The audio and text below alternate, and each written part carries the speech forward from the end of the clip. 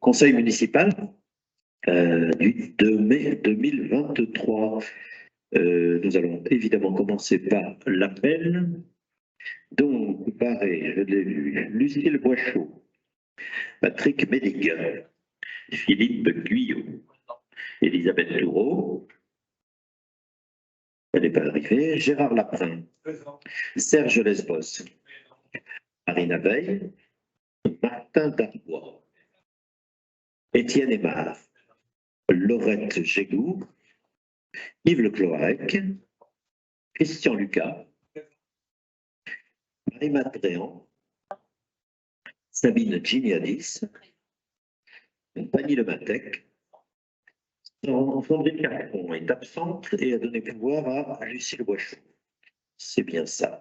Nathalie Deblon, arrivée encore. On notera les horaires d'arrivée. Jean-Jacques Labatte. Véronique Le Corollaire est absente et a donné pouvoir à Jean-Jacques Labatte. Catherine Chaise, elle est présente jusqu'à 20h. C'est ça. Hein. Et ensuite, pouvoir à Jean-Philippe Perriès, on le note, bien entendu. Donc Elisabeth Toureau est arrivée, on notera pas l'heure. Jean-Philippe Perriès, encore arrivé. Emmanuel Herzog, Dany Forest est absente et a donné pouvoir à Emmanuel Herzog. Éric Monin, Gaël Léveillé, Pascal Lerbitte, Véronique Ancel et Thierry Couespel. Présent, Thierry est présent. Le secrétaire de séance ce soir sera Christian Lucas. Il est d'accord? Oui, il est d'accord. J'avais bien compris que tu étais d'accord pour ce soir. Le PV du 4 avril n'avait rien soulevé de particulier. Je pense qu'on peut l'adopter à l'unanimité. Merci. Alors, nous allons accueillir aujourd'hui physiquement un nouvel élu autour de cette table. Il s'agit de Thierry Couespel et Thierry n'a pas pu être là au précédent conseil. Il a voté quand même, j'avais donc le pouvoir. Alors nous accueillons Nathalie Deblon et Jean-Philippe Perriès. Donc c'est pareil, nous ne noterons peut-être pas l'heure, c'est quand même très raisonnable. Non, c'est juste que j'avais fini l'appel à l'instant, ne vous inquiétez pas. Je disais donc, Thierry Couespel, nous l'accueillons de façon physique aujourd'hui, il n'avait pas pu être là au dernier conseil, mais il était déjà conseiller municipal. Alors Thierry, nous on t'accueille avec un grand plaisir, mais est-ce que tu pourrais peut-être nous dire quelques mots? Qui es-tu donc, Couespel?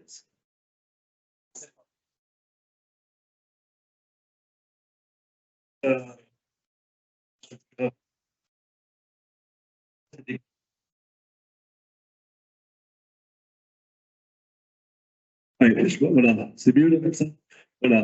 Donc je m'excuse aussi de ne pas avoir pu être là au précédent conseil, puisque j'avais des engagements quand j'étais prévenu quelques jours avant ma éventuelle candidature au poste de conseiller municipal. Alors, je vais faire une présentation brève, hein, je ne vais pas remonter toute ma carrière, parce qu'effectivement, je suis en retraite depuis 10 mois maintenant. J'ai bientôt 64 ans. Mon dernier poste, c'était au département du Morbihan. J'étais chargé de mission et je m'occupais principalement de la gestion de toute la forêt départementale. Donc, c'était la forêt, pas du Morbihan, mais la forêt qui appartenait au département du Morbihan en tant que collectivité. Donc, il y avait environ 1800 à 2000 hectares à gérer. C'était une gestion qui était faite, non pas pour produire du bois, mais qui était faite pour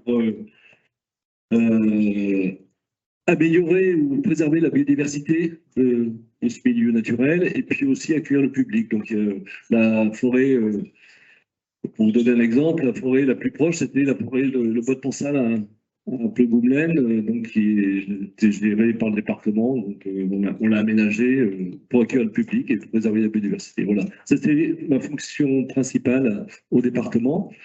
Donc ça veut dire une sensibilité, peut-être une compétence dans le domaine de l'environnement au sens large. En outre, bon, ça c'est pour cette partie professionnelle, et je me suis quand même petit peu intéressé à la vie publique, hein. J'ai participé il y a maintenant 10-15 ans à une commission extra-municipale sur les déplacements doux. Donc je suis on va dire un petit peu un féru de vélo. Là, je rentre d'un périple en vélo de quelques centaines de kilomètres. Donc j'aime beaucoup le vélo et je m'intéresse effectivement aux déplacements doux et d'une manière générale, tout ce qui touche à la transition écologique, transition climatique. Voilà. Bon, après, j'ai eu d'autres engagements associatifs qui étaient l'amicale laïque à Radon. J'étais au départ à la COP Bio qui s'appelle BioGolf, qui est devenu énorme là maintenant, mais qui était la COP Bio de Vannes, etc. Enfin, mais bon, je m'arrêterai là pour ne pas monopoliser tout le conseil. Voilà. Merci. Bravo. Bravo Thierry. Merci. Alors, il s'avère qu'autour de la table, nous sommes trois retraités qui étions collègues précédemment, Jean-Jacques, Thierry et moi-même, au département du Morbihan, dans des services assez différents, certes. Voilà, merci en tout cas. Eh bien, on va pouvoir commencer l'ordre du jour. L'ordre du jour est composé donc, vous le voyez, de 19 bordereaux, de 15 délibérations et 4 points d'information. Alors, on va commencer dans l'ordre, bien entendu. Et c'est moi qui vais commencer sur la délibération 27, qui concerne les ressources humaines. C'est une modification, vous voyez ça de temps en temps, du tableau des effectifs de nos agents au 1er juin 2023. Cette modification du tableau des effectifs que vous avez en annexe 1 concerne deux grandes catégories. Ce qu'on appelle les avancements de grade des agents et la création ou la suppression d'emplois suite à un concours. Donc, nous avons en matière d'avancement de grade en filière administrative, création d'un emploi d'agent administratif première classe et suppression du même emploi de seconde classe. C'est une personne qui a avancé en grade, et derrière ça, la suppression d'un emploi d'adjoint administratif, suppression sèche, qui concerne un agent qui était parti en retraite et nous n'avions pas encore supprimé l'emploi concerné. La filière technique, là aussi, création de 3 emplois d'agents techniques première classe et suppression des mêmes 3 emplois de seconde classe. En animation, un emploi d'adjoint d'animation principale de première classe et suppression du même poste de seconde classe. Et en filière culturelle, pour terminer, création d'un emploi d'adjoint de patrimoine principal de première et suppression du même emploi de seconde classe. Voilà pour les avancements de grade. En matière de suppression ou création d'emploi, donc là c'est une création, c'est les deux en même temps, création d'un emploi d'auxiliaire. Nous avons une agente qui a eu le concours de puéricultrice, et donc elle est restée à 27-35e, c'est un choix, et on a supprimé son emploi, qui était un emploi d'agent social à 27-35e, je rappelle, mais c'est un choix. Alors, pour être précis en matière de coût de ces avancements de grade, je préfère le dire avant qu'on me pose la question. Donc l'ensemble de ces agents concernés pour la collectivité, donc ces avancements de grade et réussite à mon concours nous amènent à 5 007,29 € sur les 7 mois qui concernent le 1er juin jusqu'au 31 décembre 2023, et cela correspond pour une année, donc ce sera l'année suivante. Peut-être ce sera plus parce qu'il y aura peut-être des majorations de la valeur du point, mais l'équivalent pour une année est de 8 583,92 €. Voilà les éléments que je voulais vous donner sur ce bordereau. Y a-t-il des questions, des remarques? Pas de prise de parole, merci. Alors après débat, le conseil municipal est invité à délibérer pour supprimer et créer les emplois décrits ci-dessus à compter du 1er juin 2023 et modifier le tableau des effectifs en conséquence à la même date. Donner pouvoir au maire de prendre toutes les mesures nécessaires à la bonne exécution de la présente délibération. Y a-t-il des oppositions? Des abstentions? Bordereau adopté à l'unanimité des présents et représentés. Le comité social territorial avait donné son aval, vous l'avez vu, dans les attendus. Alors nous allons passer maintenant à une série de délibérations. Et la parole va être donnée pendant longtemps à notre ami Philippe Guyot, notre adjoint. Donc Philippe va vous faire une présentation et ensuite on votera sur les différentes délibérations qui les concernent. Nous avons donc de la délibération 2 à la délibération 13, pardon. La question des budgets principal, budget annexe lucarne, budget annexe mouillage, Et même exercice pour le budget supplémentaire. Ça, c'était pour le compte administratif. Donc, Philippe, je vais te passer la parole et te la laisser assez longtemps. Merci, Monsieur le maire. Donc, effectivement, je vais maintenant vous présenter les différents budgets et vos votes sur ces budgets. En termes de méthode, j'ai retenu que l'année dernière, j'avais à la fois le compte de gestion et les comptes administratifs, et c'était exactement les mêmes tableaux, etc. Donc, ça pouvait être un petit peu redondant, répétitif. Si vous en êtes d'accord, ce que je vous propose, c'est que sur chacun des budgets, je démarre par le compte de gestion en faisant une lecture des chiffres globalement. Et ensuite, au moment du compte administratif, je ne revienne pas sur ces chiffres si vous en êtes d'accord. Sinon, je veux bien refaire une lecture. J'avais senti l'année dernière une certaine lassitude à un moment sur les chiffres, même s'ils sont très intéressants. Pour autant, ça peut parfois être un petit peu lourd à digérer.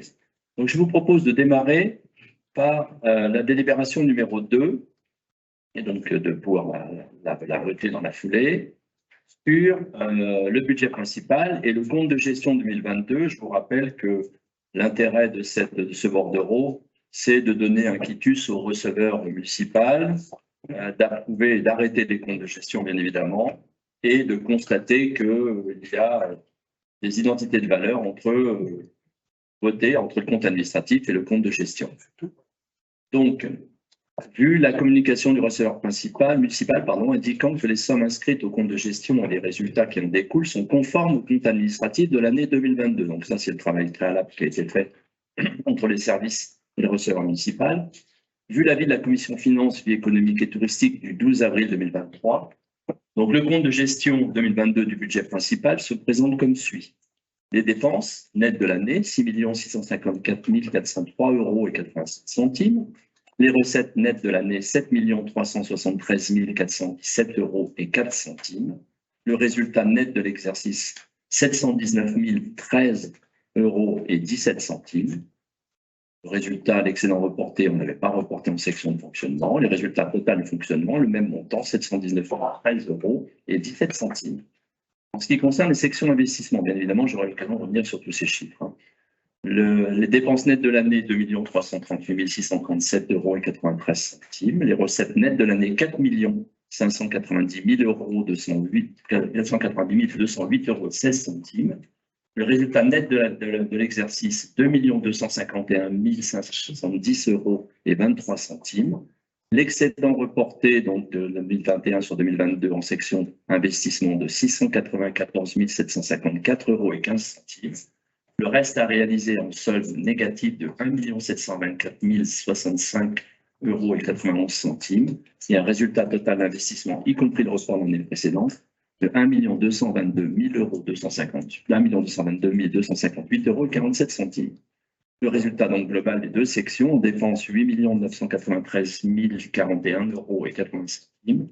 Les recettes totales des deux sections, 11 963 625,20 € et le résultat global solde, 2 970 583,40 €. Donc voilà les comptes tels qu'ils ont été présentés et admis au receveur municipal. Donc je vous demande de voter, Monsieur le maire.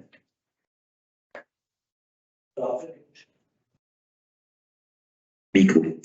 Après débat, le conseil municipal est invité à délibérer pour arrêter le compte de gestion du receveur municipal et lui donner quitus, constater les identités de valeur votées entre le compte administratif et le compte de gestion, reconnaître la sincérité des réalisations et des restes à réaliser. Y a-t-il des oppositions? Des abstentions? Nous devons adopter à l'unanimité des présents. On note donc que M. Périès est sorti de la salle, donc il ne manque pas de temps. Nous sommes donc 28. Bon. Merci. Philippe, je te repasse la parole. Voilà, donc avant de présenter au vote le compte administratif 2022 et qui reprendra donc les chiffres que je viens d'évoquer. je souhaitais, comme je le fais habituellement, faire une présentation des éléments qui m'apparaissent essentiels sur ce compte administratif. Alors, donc, et plus globalement, mais ça a été dit en introduction, bien évidemment, on verra les trois budgets et on procédera de la même manière sur les trois budgets, le budget principal, le budget des lucarnes et le budget des mouillages. Pour en revenir au budget principal, je rappelle qu'on a une stabilité des taux, hein, malgré un certain désengagement de l'État que l'on aura l'occasion de voir. On verra que notre capacité d'autofinancement en 2022 reste à un niveau élevé et sensiblement équivalente à celle de 2021, et que depuis 2020, on a poursuivi et on poursuit un niveau d'investissement relativement important. Alors, en ce qui concerne maintenant l'évolution de notre capacité d'autofinancement entre 2021 et 2022, la CAF 2022 donc, reste à un niveau élevé, 1 100 000 euros. L'année dernière, c'était 1 240 000 euros. Donc, vous voyez qu'il y a un différentiel qui reste peu important. On va expliquer par les différents mouvements. On va commencer par les dépenses. Alors, je rappelle que les dépenses, dans le schéma qui vous est présenté, ce qui est en rouge, c'est une augmentation des dépenses. Et ce qui est en vert, bien c'est pas beaucoup, c'est une diminution des dépenses.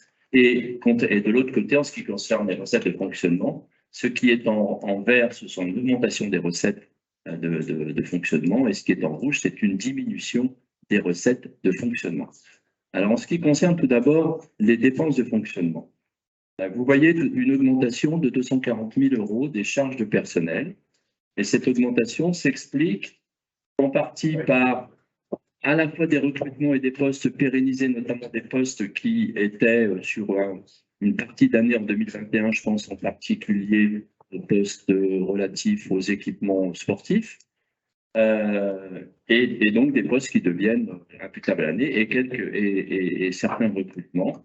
Ça, cette somme, dans les 240 000, ça fait 86 000 euros. Le glissement vieillesse, technicité, donc les avancements, je dirais, automatiques, et les nouvelles mesures relatives notamment à l'indexation, une forme d'indexation par rapport au SMIC pour les bas salaires, c'est 55 000 euros. Et je vous rappelle qu'en 2021, on a eu une augmentation du point de 3,5% sur une demi-année, ce qui fait 54 000 euros. Donc, sur les 240 000 euros, et je passe les autres éléments, il y a 200 000 euros qui sont, je dirais, justifiés par les trois éléments que je viens de vous citer. En ce qui concerne les charges générales, une augmentation de 80 000 euros. Les 80 000 euros, c'est pour la moitié. Alors, c'est des dépenses d'énergie qui ont augmenté, mais en fait, elles ont augmenté, c'est pas tellement la consommation qui a augmenté, on a eu un décalage notamment important en termes de facturation, ce qui fait que des facturations qui auraient dû nous arriver en 2021 sont arrivées en 2022, ce qui explique la moitié de ces 80 000 euros. Sur la subvention du CCAS, on l'a augmenté de 26 000 euros. Bon, voilà pour moi l'essentiel sur les évolutions des dépenses de fonctionnement. En ce qui concerne les recettes de fonctionnement, vous voyez une augmentation des impôts locaux de 202 000. Je vous rappelle que les taux sont restés constants, mais que les bases avaient augmenté de 3,1% des bases qui sont des bases, je dirais, une évolution des bases qui est nationale, hein, qui est votée dans le cadre de la loi de finances. On l'a déjà évoqué lors du dernier conseil municipal, et que, je dirais, de nouveaux rôles font que l'augmentation, les 202 000 euros, correspondent à une augmentation de 3,4% de nos recettes sur nos impôts locaux. Alors, vous notez aussi qu'en rouge, on a les droits de mutation à titre onéreux. En 2021, on avait une année assez exceptionnelle qui s'était élevée à 713 000 euros. Et en année 2022, on a 600 000 euros de DMTO, donc ce qui fait une diminution de 113 000 euros, sachant qu'on avait, nous, dans le budget prévisionnel, prévu 520 000 euros. Donc, on est quand même supérieur à ce qu'on avait prévu. Ça reste une année relativement élevée en termes de droits de mutation, mais c'était les prémices d'une diminution qui se constate actuellement. On a moins de transactions. Vous le savez, des taux de crédit où les banques sont peut-être un petit peu plus frileuses, prêtent un petit peu moins. Enfin, il y a toute une série d'éléments qui font que le marché de l'immobilier se tasse, y compris sur la commune d'Arradon.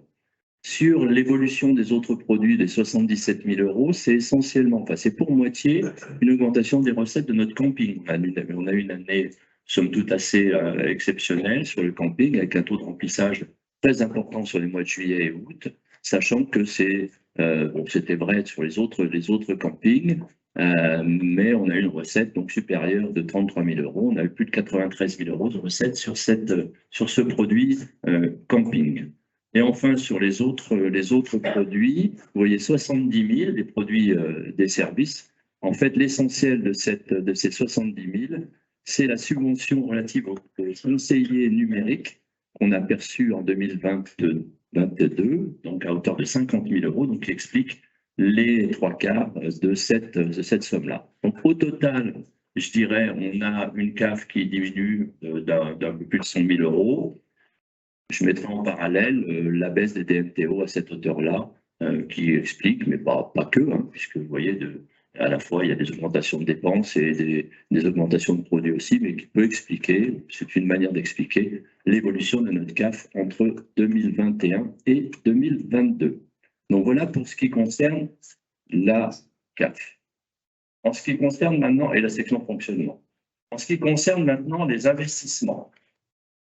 Alors, sur l'année 2022, on a investi 1 795 000 euros. Donc, l'essentiel, c'est ce qui restait à faire au niveau du stade, c'est le cimetière, c'est la voirie. Donc, le stade, 224 000 euros, le cimetière, 209 000 euros, la voirie, 630 000 euros, les bâtiments, 280 000 euros. Voilà, pour les logiciels et l'informatique, 150 000 euros, les véhicules, 90 000 euros. Donc voilà, ce qui fait 1 795 000 euros. Ce qui est à noter, c'est notre reste à réaliser et donc l'imputation budgétaire à hauteur de 1 978 000 euros sur l'exercice 2022 qui concerne principalement l'aménagement du moustoir et l'extension du cimetière, un peu d'éclairage public, ce qui fait un montant total de l'investissement engagé budgétairement à hauteur de 3 773 000 euros, ce qui, lorsqu'on regarde un peu dans le rétroviseur des investissements réalisés, ça nous ramène à peu près à un niveau d'investissement de ce qui avait pu être fait au moment de la lucarne. Hein, donc un investissement important. Je rappelle que depuis le début de notre mandat, depuis 2020, la somme cumulée, vous les avez, il suffit de faire le total, on arrive à peu près à 7 millions d'euros d'investissement inscrits budgétairement. Donc voilà pour ce qui concerne les investissements de 2022. Pour ce qui concerne maintenant un petit peu la manière dont on a financé ces investissements, notre résultat net, notre CAF net, permet de financer un tiers des investissements, donc les 1 795 000 euros pour 2022. Les subventions représentent un tiers aussi et le reste se répartissent entre la taxe d'aménagement et le fonds de compensation de TVA. Vous noterez dans la partie basse de l'évolution du taux de financement, je le fais tous les ans, mais je crois que c'est important de le dire, que près d'un tiers de nos investissements, vous voyez, ont été financés par des subventions. Et là encore, comme je le fais tous les ans, mais je pense que c'est normal, je me permets de féliciter la direction financière et les élus qui travaillent sur ces sujets-là, parce que quelque part, ça nous permet d'avoir des investissements importants, un financement intéressant, et de pouvoir poursuivre dans notre politique d'investissement pour les années à venir. Pour ce qui caractérise un petit peu la synthèse un petit peu des équilibres financiers sur 2022. Bon, le fonctionnement, je pense avoir à peu près tout dit. Donc, en recettes, 7 320 000, en dépenses, 6 195 000, donc une capacité d'autofinancement de 1 125 000, qui, complémentairement au fonds de compensation de la TVA et des subventions à hauteur de 1 183 000 et d'un emprunt de 2 millions d'euros, sur lequel je reviendrai, nous a permis de financer le remboursement du capital de l'emprunt, mais aussi de financer les 1 795 000 euros d'investissement, et enfin d'augmenter notre fonds de roulement à hauteur de 1 994 000 euros. Alors à ce stade-là, on aurait pu dire que finalement, l'emprunt était-il nécessaire? Il l'était bien évidemment parce que on ne lisait pas dans une boule de cristal, mais on voyait déjà depuis de très nombreux mois que, les taux allaient forcément augmenter, d'une part, que deux, on avait un programme d'investissement et des réalisations qui certes ont été budgétés, enfin des restes à réaliser qui ont été budgétés en 2022, mais qui seront réalisés début 2023, je pense en particulier au Moustoir, et je pense à la fin de l'investissement sur le cimetière, devait être financé, et cet emprunt nouveau nous servira à les financer. Je rappelle quand même juste que sur les taux que nous avons obtenus, alors un taux à hauteur de 2,17%, c'était un taux qui, au mois de septembre, puisqu'on a souscrit un emprunt au mois de septembre, était un taux le plus intéressant, qui était peut-être moins intéressant que si on l'avait fait quelques mois avant, mais quelques mois en avant, on n'avait pas forcément les éléments nous permettant de déterminer exactement le montant de l'emprunt. Si on réalisait aujourd'hui le même emprunt sur la même durée, le taux serait quasiment du double. Et donc l'impact financier pour la commune aurait été, sur la durée de remboursement de cet emprunt, multiplié par 2. Alors, ce qui est aussi intéressant, c'est, vous voyez l'analyse de la dette sur la partie haute de tableau, c'est que quelque part, tout en empruntant 2 millions d'euros, notre capacité de désendettement est inférieure à 4 années, elle est de 3,8 années à la fin de l'année 2022. Je vous rappelle que c'est la durée en année que nous permettrait notre CAF pour rembourser, notamment, rembourser le capital de notre emprunt. Donc, on reste dans des strates d'endettement ou dans des niveaux d'endettement ou dans des capacités d'endettement intéressantes. Je vous rappelle qu'on avait évoqué un maximum en ce qui nous concerne de 7 années, en espérant qu'on sera en deçà, et je pense qu'on sera en deçà à l'issue de notre mandat. Et on reste dans des zones très, très confortables. Donc, on peut considérer que la dette de la commune, enfin la dette est relativement supportable pour notre commune, tout en ayant investi 2 millions d'euros. Donc, comme en 2023, emprunté 2 millions d'euros, pardon, et comme en 2023, on n'empruntera pas, on retrouvera probablement fin 2023 un niveau inférieur à ces 3 années 8. Sur la comparaison par rapport aux strates par habitant, certes, ça a augmenté parce qu'on a emprunté de 2 millions d'euros. On reste, je dirais, dans les normes des strates des communes de 5 à 10 000 habitants. Et en 2023, ça redescendra par rapport à ce que je viens d'évoquer précédemment. Voilà, on va arrêter là pour l'instant et on va peut-être maintenant écouter sur les éventuelles questions que vous avez à poser. On essaiera d'y répondre. Et ensuite, on passera au compte administratif et à l'application des résultats du compte administratif. Merci Philippe pour cette clarté. Alors, est-ce qu'il y a des personnes qui souhaitent prendre la parole, commenter, questionner? Jean-Philippe, prends le micro. Voilà. C'est juste questionner. Ce serait bien de nous rappeler les différents contributeurs à ces subventions qui ont permis justement de pouvoir amoindrir le montant de l'endettement de la commune, parce que 33% de financement des investissements, c'est quand même important. Et donc, je pense que c'est bien de pouvoir signaler et remercier notamment le département et l'agglomération pour les nombreux financements auxquels le département, l'agglomération, la région et un peu l'État. Si tu peux nous rappeler les différents montants. Alors, non, je les ai pas là comme ça, sachant que le département, on verra les répartitions de subventions à venir. Je pense que je les ai déjà mentionnées préalablement, mais je n'ai pas les montants. Je ne peux pas te répondre à cette question, mais on le fera. On le fera et on pourra l'adjoindre au compte rendu de ce conseil sans difficulté. Mais on les remercie bien évidemment, évidemment. Je n'étais pas encore au stade des remerciements. Donc, alors, ce que je peux dire quand même, c'est que dans les relations quotidiennes quasiment que le maire a avec les collectivités autres que la commune, donc SGMVA, le département, la région l'État, bien sûr, avec le préfet, donc ce n'est pas une collectivité. Donc, nous les remercions régulièrement et nous faisons appel à leur mode de subventionnement des investissements communaux. Très régulièrement, nous défendons nos dossiers. Je rappelle simplement, pour ceux qui ont assisté à l'inauguration de la piste d'athlétisme, les propos de David Robot ce jour-là, en disant que c'est Aradon sur sa piste d'athlétisme qui a fait évoluer, grâce à sa pugnacité, qui a fait évoluer le subventionnement des équipements de cette nature, qui ne sont pas forcément intercommunaux, mais qui sont supracommunaux, qui ont une utilité un peu plus large que les seuls habitants de la commune. Et il a fait savoir que c'est comme ça qu'on a fait évoluer les dispositifs de subventionnement. Voilà, donc les remerciements réguliers, bien entendu. Je ne montre pas toutes les lettres entre nous, mais on s'entend bien.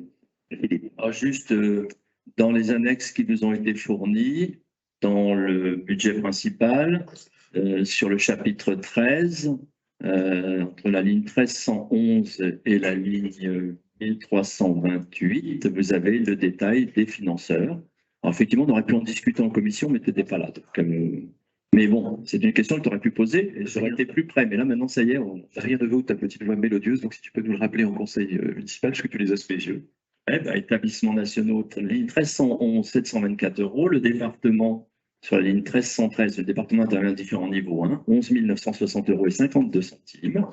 L'État et les établissements nationaux, 80 351 € et 68 centimes. La région, 135 035 centimes et 135 000 € et 90 centimes. Le département, à nouveau, sont sur une autre ligne, la ligne 1323, 185 701 centimes. Et voilà pour l'essentiel. Après, il y a autre regroupement. Alors là, je n'ai pas le détail. 21 078 € et 91 centimes. Merci Philippe. Effectivement, la présence en commission finance serait importante pour ce niveau de détail. Je pense que enfin, je vous invite à, tant que vous pouvez, assister aux commissions qui vous concernent, s'il vous plaît. Tu veux reprendre la parole, Jean-Philippe, peut-être? Je t'en prie. Pas grand-chose. Il y a surtout le public, il y a des Aradonnais qui, eux, ne sont pas en commission, quoi qu'il arrive, et donc c'est important qu'ils sachent quels sont les différents contributeurs à ces subventions. Ils n'ont pas non plus peut-être la capacité à les lire dans toutes ces annexes, dans les numéros de compte. Donc c'est tout à fait normal que le conseil municipal en soit informé. Merci, merci.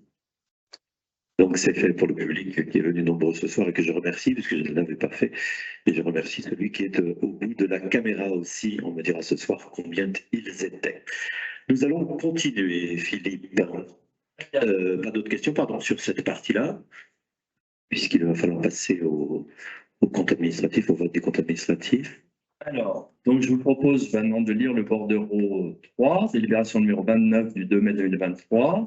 Vu l'avis de la Commission financière, économique et touristique du 12 avril 2023, le compte administratif état des dépenses et recettes réels et ordre de l'année qui résume la situation financière 2022 est arrêté comme ci après. Alors, je propose de ne pas relire, comme je vous l'avais présenté préalablement, les chiffres qui sont exactement identiques à ce qu'on a vu préalablement et on demande au maire de sortir parce que, Lucille, tu prends le relais pour le vote. C'est ça.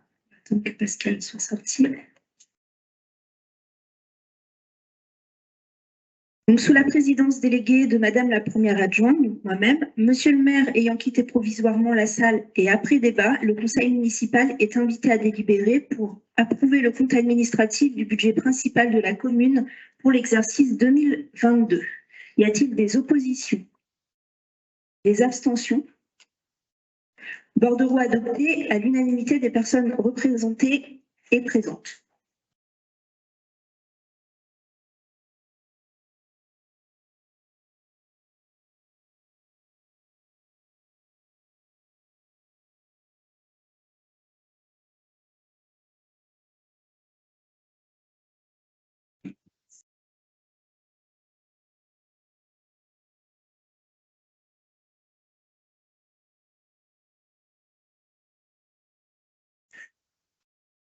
J'ai l'impression que ça s'est bien passé, non? Il me semble. Alors, nous allons continuer. Philippe, délibération numéro 30. Donc là, nous allons parler de l'affectation du résultat. Tu as la parole. Merci, monsieur. Donc là-bas, je vais vous lire le bordereau. Donc effectivement, il consiste à affecter le résultat de fonctionnement pour cet exercice 2022. Donc, vu l'avis de la Commission des finances, vie économique et touristique du 12 avril 2023, conformément donc aux règles de la comptabilité publique M57, il y a eu d'affecter le résultat qui est constitué par le cumul du résultat comptable de l'exercice d'une part, du résultat reporté à la section de fonctionnement du budget du même exercice d'autre part. Après constatation des résultats de fonctionnement, l'Assemblée peut affecter ce résultat en tout ou partie, soit au financement de la section investissement, soit au financement de la section de fonctionnement. Après avoir examiné le compte administratif constatant le résultat de l'exercice 2022, il est proposé au Conseil municipal d'affecter les résultats de fonctionnement comme suit, donc l'intégralité en section d'investissement. Donc le résultat d'exercice 719 013,17 €. Il n'y a pas de résultat antérieur reporté sur la section de fonctionnement, donc le total reste le même. Le solde d'exécution cumulé d'investissement 2 946 324,38 €. Le solde des restes à réaliser 1 724 065,91 €. Une capacité de financement de 1 222 258,47 €. Et donc l'affectation du résultat à hauteur de 719 013,17 €. Merci Philippe. Y a-t-il des questions, des interventions sur l'affectation? Non. Après débat, le Conseil municipal est donc invité à délibérer pour approuver l'affectation du résultat 2022 tel que proposé ci-dessus. Y a-t-il des oppositions, des abstentions?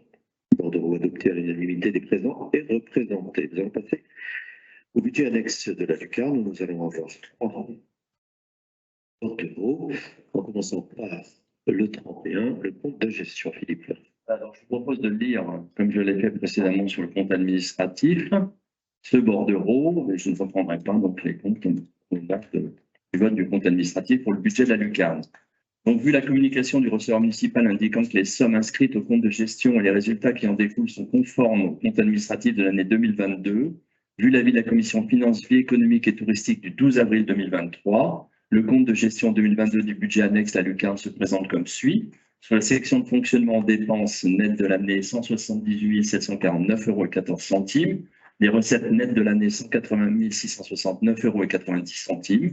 Le résultat net de l'exercice, 1 920,76 €. Le résultat année N-1, excédent reporté en section de fonctionnement, 354,32 €. Le résultat donc de fonctionnement total, y compris le report d'année précédente, 2 275,08 €. Sur la section investissement, donc les dépenses nettes de l'année, 11 721,28 €. Les recettes nettes de l'année, 28 079,80 €. Le résultat net de l'exercice, 16 358,52 €.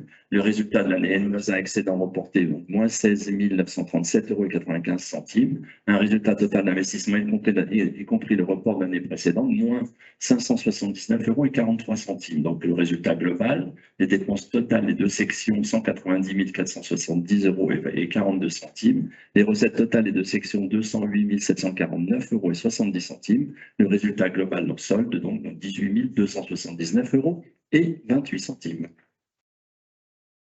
Merci Philippe. Y a-t-il des interventions sur le compte de gestion? Le Conseil municipal est invité à délibérer pour arrêter le compte de gestion du receveur municipal et lui donner quitus, constater les identités de valeur votées entre le compte administratif et le compte de gestion, reconnaître la sincérité des réalisations et des restes à réaliser. Les oppositions? Abstention? Adopté à l'unanimité des présents et représentés. Délibération numéro 32. Donc là, nous allons aborder le compte administratif avec un certain nombre d'éléments. Philippe, tu as la parole. Voilà, juste une présentation rapide de ce compte administratif. Donc, pour sortir les principaux éléments, d'abord une baisse de la subvention communale de 18 000 € dans la mesure où l'investissement était en recul par rapport à ce qu'on a fait précédemment.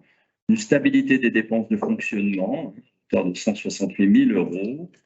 Et puis, simplement noter qu'on a entrepris, ou la commune a entrepris une nouvelle programmation communale. Donc, on a eu 2 spectacles en 2022. On en aura un petit peu plus en 2023, entre 4 et 6, on va dire. Donc, voilà. Voilà ce que je peux dire sur ce budget annexe de la lucarne. Merci. Y a-t-il des commentaires? Pas de commentaires. Alors, pour la lecture des comptes administratifs, je vais passer la parole à Lucille.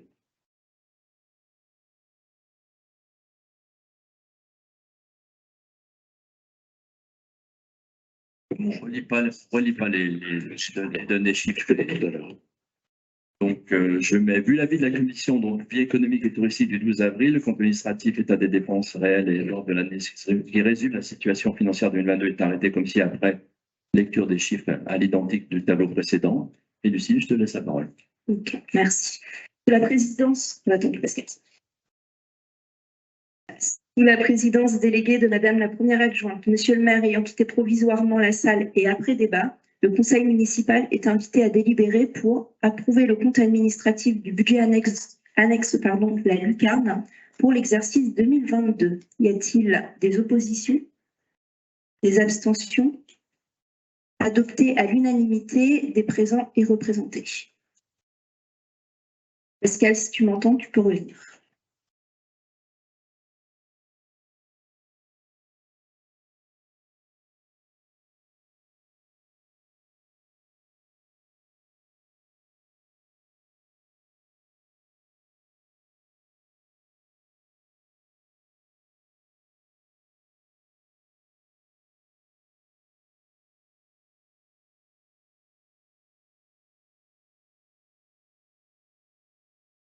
Deuxième vote favorable.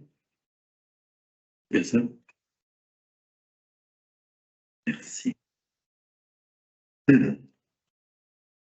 Délibération numéro 33. Nous allons toujours pour le budget annexe lucarne parler de l'affectation du résultat. Philippe.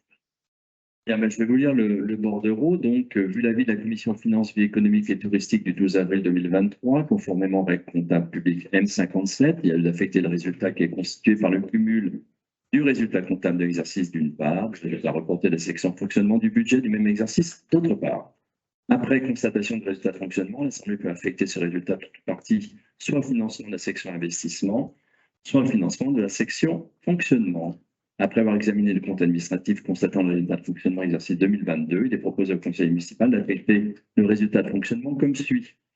Donc, affectation du résultat de fonctionnement, résultat de l'exercice 1 920,76 €, résultat antérieur reporté 354,32 €, résultat affecté 2 275,08 €. Le solde d'exécution cumulé des investissements, moins 569,43 €. Donc, le besoin de financement s'élève au même montant. L'affectation, donc 2 275,08 € est proposée dans l'affectation à hauteur de 579,43 € en section d'investissement et le report en fonctionnement à hauteur de 1 695,65 €. Merci. Des commentaires, des questions? Le débat, le conseil municipal est donc invité à délibérer pour approuver l'affectation du résultat 2022 tel que proposé ci-dessus. Les votes contre, les abstentions, bordereau adopté à l'unanimité des présents et représentés. Nous allons donc passer au deuxième budget annexe, le budget démouillage, et d'abord le compte de gestion 2022. Philippe.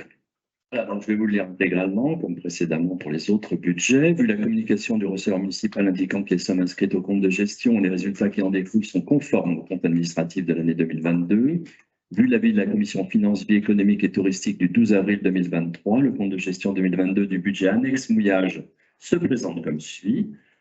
En section de fonctionnement, les dépenses nettes de l'année 252 494,78 €, les recettes nettes de l'année 281 606,04 €, le résultat net de l'exercice 29 111,26 €, le résultat de l'année N-1 reporté, l'excédent reporté 50 000 €, donc les résultats total de fonctionnement, y compris le report de l'année précédente, 79 111,26 €.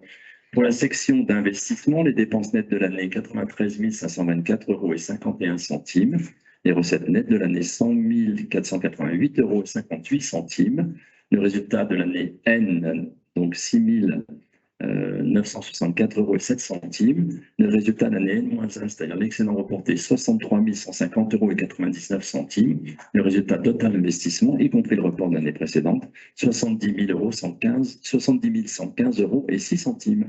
En résultat global, donc, dépenses des deux sections, dépenses totales 346 019,29 €. Recette totale des deux sections 382 094,62 €. Le résultat global en solde 36 075,33 €. Merci Philippe. Y a-t-il des questions ou commentaires sur le compte de gestion? Jean-Philippe.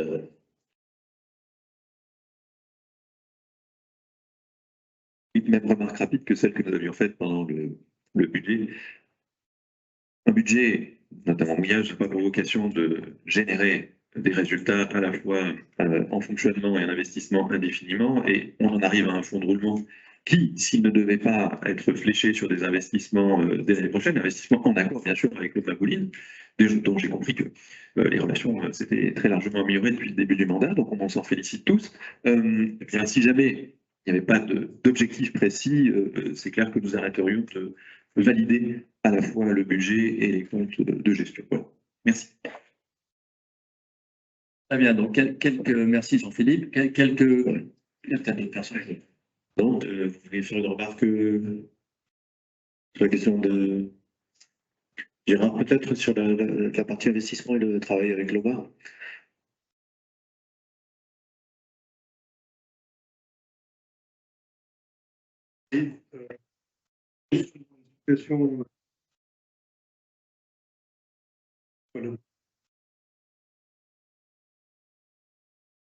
De cet été.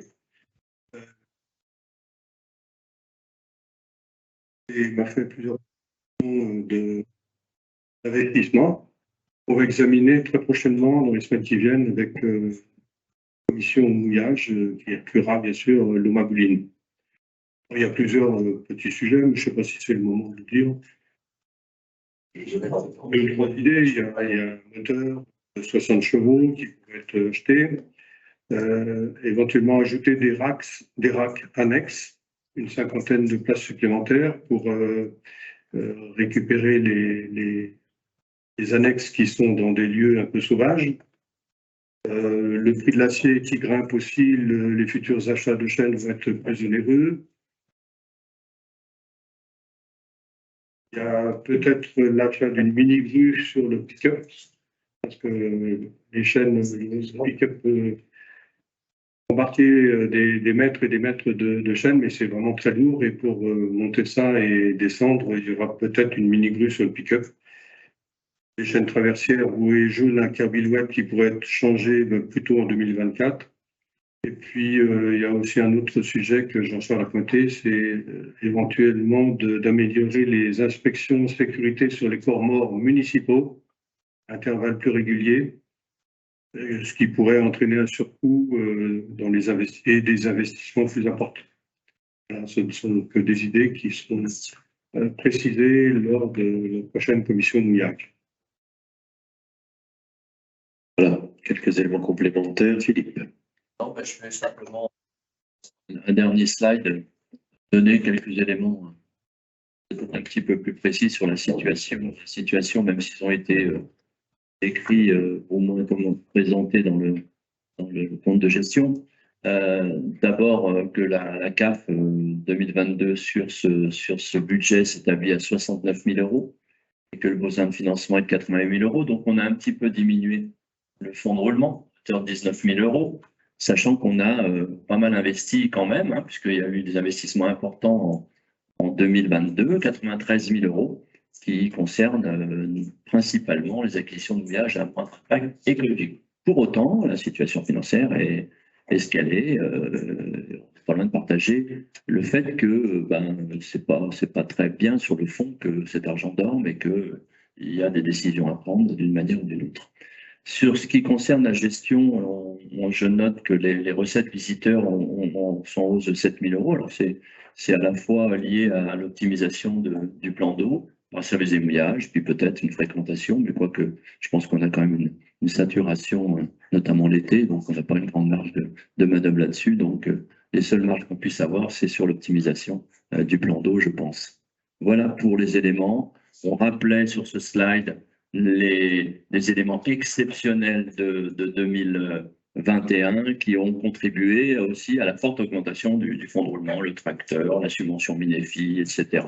Bon, on ne va pas s'en plaindre, mais effectivement, il faut que cet argent soit utilisé à bon escient. Merci. Nous n'avons pas voté le compte de gestion. Donc, question. Après débat, le conseil municipal est invité à délibérer pour arrêter le compte de gestion du receveur municipal et lui donner quitus, constater les identités de valeur votées entre le compte administratif et le compte de gestion, reconnaître la sincérité des réalisations et des restes à réaliser. Les oppositions, abstentions. On doit adopter à l'unanimité des présents et représentés. Nous allons passer au compte administratif lui-même.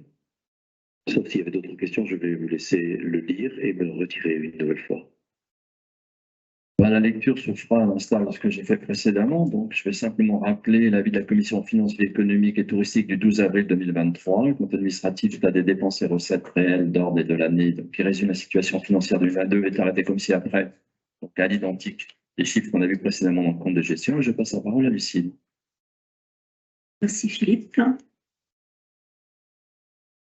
Donc, sous la présidence déléguée de Madame la première adjointe, Monsieur le maire ayant quitté provisoirement la salle et après débat, le conseil municipal est invité à délibérer pour approuver le compte administratif du budget annexe mouillage pour l'exercice 2022. Y a-t-il des oppositions? Des abstentions? Bordereau adopté à l'unanimité des présents et représentés. Alors, si tu veux bien, s'il se plaît, rappeler Pascal. Merci.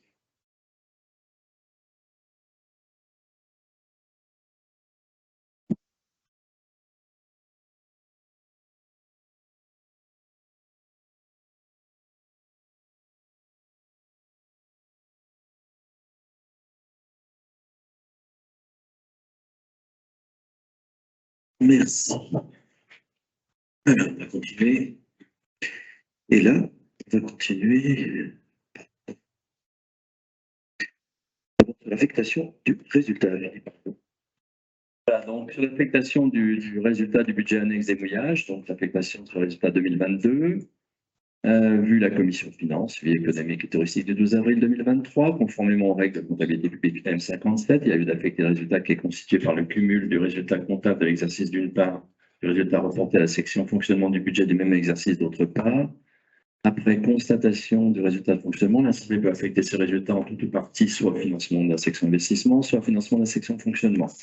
Après avoir examiné le compte administratif constatant le résultat de fonctionnement de l'exercice 2022, il est proposé au conseil municipal d'affecter le résultat de fonctionnement comme suit. Résultat d'exercice, donc 29 111,26 €. Résultat antérieur reporté, donc ce qu'on avait fait sur 2021, 50 000 €. Résultat affecté, donc la somme, 79 111,26 €.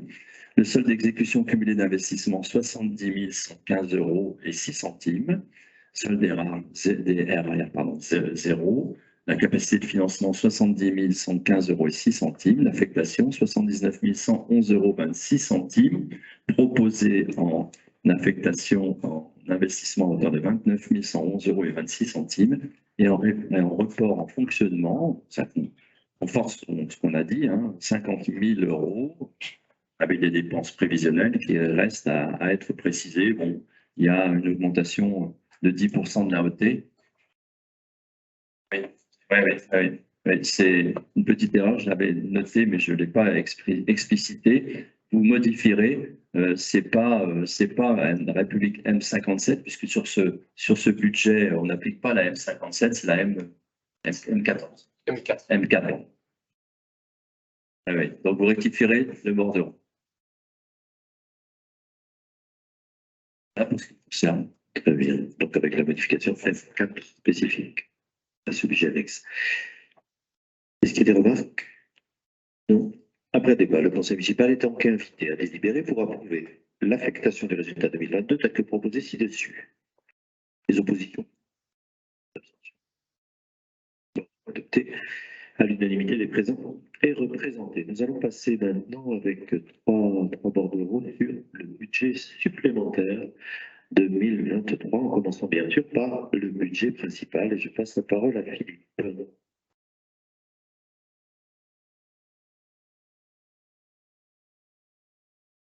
Voilà. On va vous présenter, comme nous votons le budget avant l'exercice au mois de décembre, donc voilà, on a la possibilité au moment du compte administratif aussi de réajuster notre budget prévisionnel 2023 par un budget supplémentaire. Et donc ce budget supplémentaire est à la fois composé d'une section de fonctionnement et d'une section d'investissement.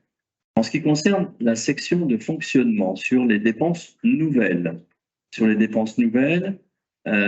elles sont comptabilisées à ce stade-là à hauteur de 198 000 euros. Ces 198 000 euros se répartissent de la manière suivante, et je vous donnerai quelques éléments de détail ensuite. Des frais de personnel à hauteur de 150 000 euros, les charges générales donc à hauteur de 29 000 euros, la subvention de la lucarne à hauteur de 14 000 euros, on aura l'occasion d'y revenir un petit peu, et puis une évaluation, on avait peut-être un petit peu minimisé des charges d'intérêt à hauteur de 5 000 euros, ce qui fait les 198 000 euros. Et avant que vous me posiez la question sur le détail, pour ce qui concerne les charges de personnel, les 150 000 euros, je vais vous donner les 4 postes qui affectent le plus, qui affectent au sens comptable du terme, le plus ces charges. Tout d'abord, par mesure un peu de précaution, compte tenu d'une inflation qui est ce qu'elle est, compte tenu d'antécédents peut-être, notamment 2022, on a souhaité provisionner, entre guillemets, une augmentation du point d'indice à hauteur de 3% à compter du 1er juillet. On n'a pas à ce jour d'informations précises et particulières sur ce point, mais on ne souhaiterait pas avoir à courir après le train, donc on anticipe les choses. Et ça fait 51 718 euros. Ensuite, on avait vu lors du dernier conseil municipal le recrutement d'un DGA qu'on a provisionné sur prévision sur 6 mois à hauteur de 36 800 euros. Ensuite, on a un poste, l'indexation entre guillemets de certains salaires sur le SMIC, notamment les bas salaires, et ça impacte à hauteur de 8 600 euros. Et ensuite, on a sur des congés maternité, alors on ne peut pas forcément prévoir beaucoup de mois à l'avance, etc., donc à hauteur de 20 000 euros. Donc ça c'est l'essentiel de l'évolution des charges de personnel. En ce qui concerne les charges à caractère général, on a, sur les 29 000 euros que j'ai cités précédemment, on a des frais d'avocat supplémentaires parce que on a des contentieux qui durent de très nombreux, qui se déroulent sur de très nombreuses années, et on a des factures d'avocats qui arrivent parfois tardivement. On a reçu une fin décembre, à hauteur sur des contentieux qui dataient de 2014, 15, etc. Donc ça, c'est 19 000 euros. Et puis, on a le plan mercredi, donc c'est autour de la LSH, etc., donc à hauteur de 10 000 euros. Et en ce qui concerne, voilà, pour ce qui concerne les dépenses nouvelles, le virement à la section de fonctionnement, donc l'équilibre, pour faire l'équilibre entre les dépenses de fonctionnement, donc on met moins 206 400 euros. Et on a prévu, alors ça reste qu'une prévision, une augmentation des amortissements à hauteur de 100 000 euros, principalement due au fait que on a voté, bien évidemment, l'amortissement linéaire par définition, mais aussi le prorata temporis sur nos amortissements. Et donc à partir de là, on fait une évaluation. On pense qu'on a un peu sous-évalué nos amortissements sur l'année 2023, et donc on fait une prévision qui peut-être est un petit peu importante à hauteur de 100 000 euros. Donc ce qui fait un équilibre, ce qui fait 91 600 euros. En ce qui concerne les recettes nouvelles, on a quelques éléments donc, que vous retrouvez sur la slide qui est actuellement présentée. On l'avait vu la dernière fois lorsqu'on a voté le maintien des taux de la fiscalité, une augmentation de l'ordre de 25 000 euros de notre recette sur les impôts locaux au regard des prévisions que nous a communiquées la direction départementale des finances publiques.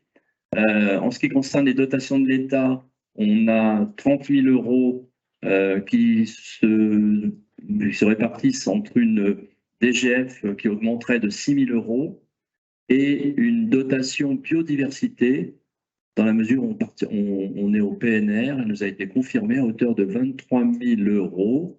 On était passé tout près l'année dernière de cette dotation. On devait avoir, je ne sais plus, c'était 11 000 € ou quelque chose comme ça. Et on nous avait annoncé qu'on l'aurait, et finalement on ne l'a pas eu parce que les critères fiscaux, notamment de richesse de la commune, etc., ou de potentiel fiscal, ont fait qu'à quelques euros près, on passait à côté. Mais là, ça nous a été y compris confirmé, donc on attend des dotations de l'État à hauteur de 30 000 € supplémentaires. Je relève, et je ne l'ai pas signalé dans les dépenses nouvelles.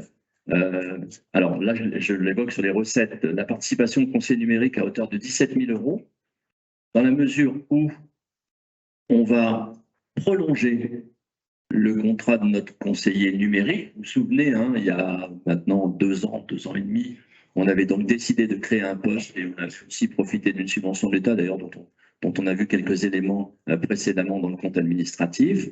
Et donc, il a été décidé de prolonger son contrat et on a la possibilité d'obtenir une subvention qui, pour l'année 2023, s'élèvera à 17 000 €.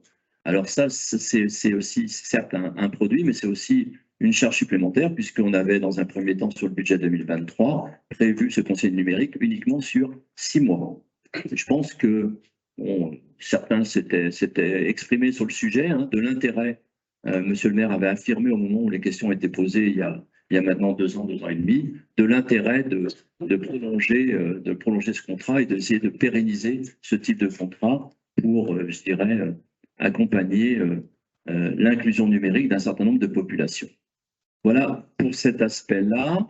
Et enfin, dernier élément en recette nouvelle qui va justifier au total nos 91 600 € de la DSC, la dotation de solidarité communautaire, qui, suite au conseil communautaire du 9 février, la commune d'Arradon verra cette DSC augmenter de 11 000 €. Voilà pour les dépenses supplémentaires ou le budget supplémentaire en section de fonctionnement. Je pense qu'à ce stade, ça vaut peut-être le coup de dialoguer ou d'échanger le cas échéant s'il y a des questions. Et puis, on poursuivra ensuite sur la section investissement. Merci Philippe, oui, effectivement. On ouvre le débat sur le budget supplémentaire 2023, section de fonctionnement. Jean-Philippe, si tu peux nous dire combien représente la prolongation de l'emploi de notre conseil numérique? On a vu 17 000 en financement et sur à peu près. L'ordre de 25 000 €. Je dis ça sur réserve, à vérifier. C'est un petit peu moins. On était à 23 minutes. 3 000, ouais. C'est bien un petit peu moins.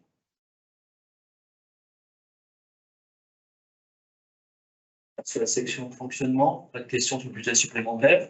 On va passer maintenant de manière peut-être un petit peu plus rapide sur la section investissement, donc toujours sur notre budget principal.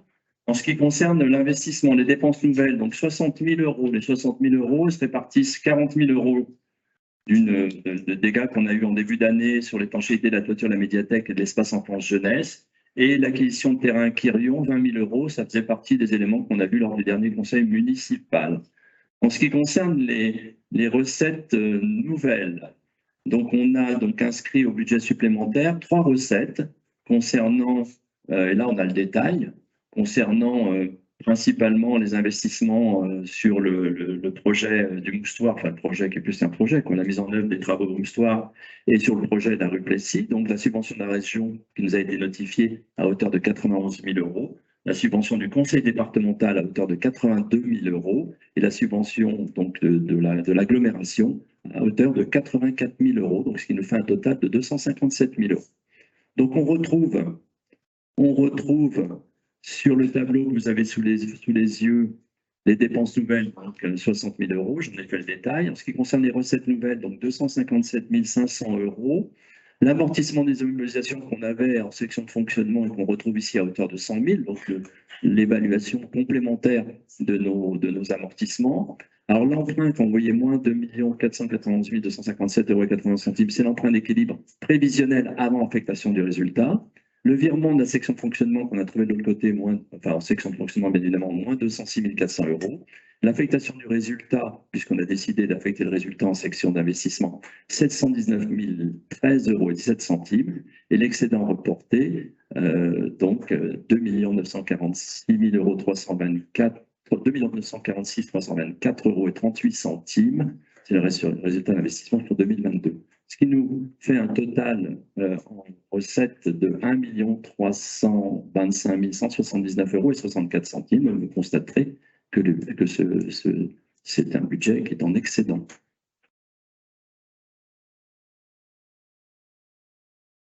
Ok, est-ce qu'il y a d'autres prises de parole sur le budget supplémentaire, budget principal? Non. On va passer au vote. Ah pardon, mais oui, c'était très discret. Donc, mais je te passe la parole, bien sûr. C'est tellement calme et paisible que je ne vais pas m'exciter. Oui, c'est finalement, c'est peut-être pas la première fois, mais qu'on voit un budget qui n'est pas équilibré entre recettes et dépenses. Et ouais, Ça- c'est effectivement assez exceptionnel. Bon, et on s'est bien évidemment rapproché des services de l'État pour savoir si effectivement on avait cette possibilité. Elle nous a confirmé la possibilité de le faire. Mais pas remboursé par anticipation. Bien. Donc on va rester avec ce. Excellent. Merci. Non, pas d'autres interventions? Allez, on va voter. Après débat, le conseil municipal est donc invité à approuver le budget supplémentaire 2023 tel que présenté, autoriser le maire à signer tous les documents nécessaires et prendre toutes mesures utiles à la bonne exécution de la présente délibération. Des oppositions? Des abstentions? Adopté à l'unanimité des présents et représentés. Nous allons passer au budget supplémentaire 2023 pour la lucarne et son budget annexe. Philippe, à nouveau. Très bien, donc je vais vous lire le bordereau. Je n'ai pas de slide de présentation parce que c'est relativement simple. Vu la délibération du conseil municipal numéro 100 du 13 décembre 2022 portant approbation du budget primitif du budget annexe de la lucarne pour l'exercice 2023, vu l'avis de la commission finance vie économique du 12 avril 2023, pour le budget annexe à lucarne, le budget supplémentaire intègre les résultats des sections de fonctionnement et d'investissement du compte administratif 2022. Les résultats de clôture de la section de fonctionnement s'élèvent à 2 275 000,08 €, à 2 275 € pardon, et 8 centimes, et sont affectés à la section de fonctionnement pour 1 695,65 € et à la section investissement pour 579,43 €. Par ailleurs, je l'évoquais un petit peu tout à l'heure, l'installation d'un nouveau vidéoprojecteur est nécessaire en 2023 à hauteur de 14 000 €. C'est un investissement qui a été réalisé puisqu'il était défaillant ou très fragile, affecté à l'article 2188. Cette nouvelle dépense d'investissement est financée par le biais de l'augmentation de la subvention communale d'équilibre en 75 822. Afin d'équilibrer le budget supplémentaire, les virements entre les deux sections, comptes 23 et 21, sont également augmentés de 14 000 €. Le budget supplémentaire s'équilibre en recettes et en dépenses comme suit. Dépenses exceptionnelles, 1 695,65 €. Amortissement des immobilisations 0, virement à la section d'investissement 14 000 €, ce qui nous fait un total de 15 695,65 €. Les recettes nouvelles 14 000 €. Le résultat de fonctionnement reporté 1 695,65 € pour atteindre l'équilibre à hauteur de 15 695,65 €. Et en section d'investissement, les dépenses nouvelles que j'évoquais, 14 000 €, le déficit reporté 579,43 €, donc en total 14 579,43 €. Et en recette, affectation du résultat 579,43 €, virement de la section d'exploitation 14 000 € pour un total de 14 579,43 €. Merci. Des remarques, des questions? Après débat, le conseil municipal est donc invité à approuver le budget supplémentaire 2023 tel que présenté, autoriser le maire à signer tous les documents nécessaires et prendre toutes mesures utiles à la bonne exécution de la présente délibération. Les oppositions? Abstention? Adopté à l'unanimité des présents représentés.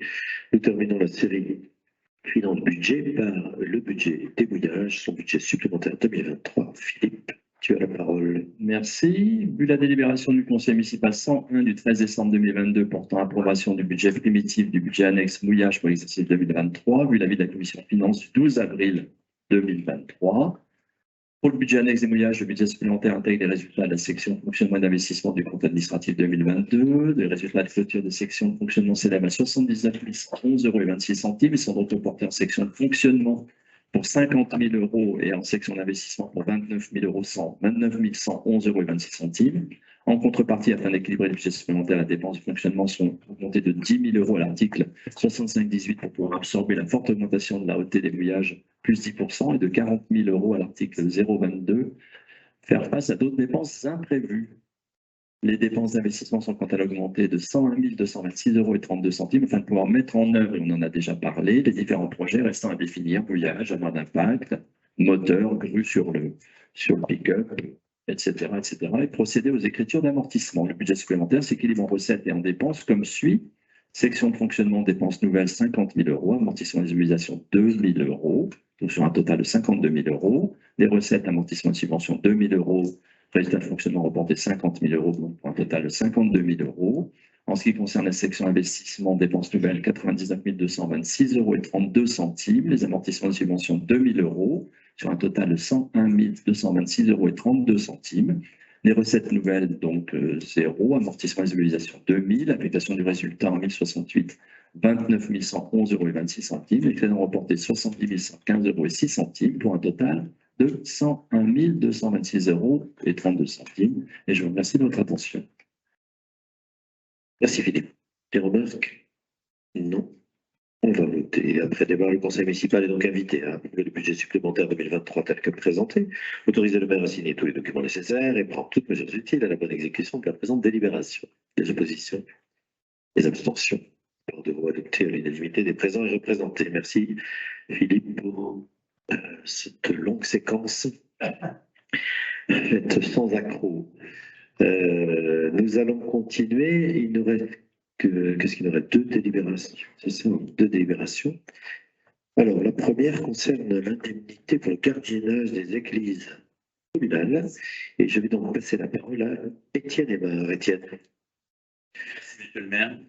Vu l'avis de la commission finances, vie économique et touristique du 12 avril 2023, les circulaires du 8 janvier 1987 et du 29 juillet 2011 ont précisé que le montant maximum de l'indemnité allouée aux préposés chargés du gardiennage des églises communales peut faire l'objet d'une revalorisation annuelle au même taux que les indemnités exprimées en valeur absolue allouées aux agents publics et revalorisées suivant la même périodicité.